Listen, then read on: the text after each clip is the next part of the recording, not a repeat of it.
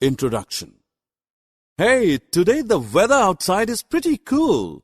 Come, dear friends, let us go to school to read, to write, and to play. We will go to school every day. In this lesson, you will learn about our school.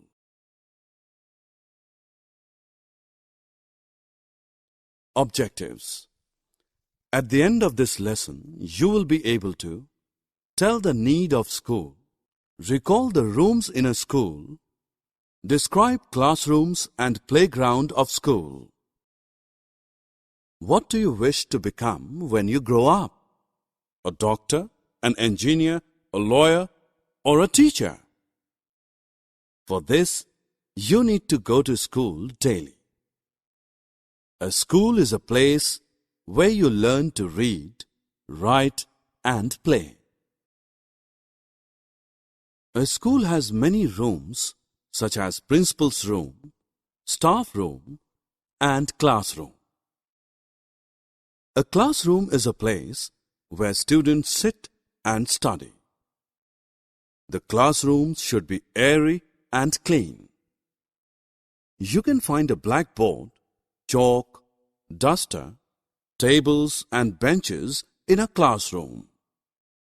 The teacher writes with chalk on the blackboard. The students sit on benches and keeps their books on the table. Playing is as important as studying.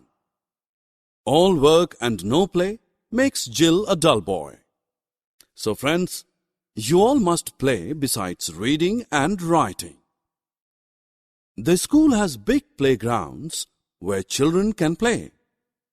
You should have proper time for playing and studying.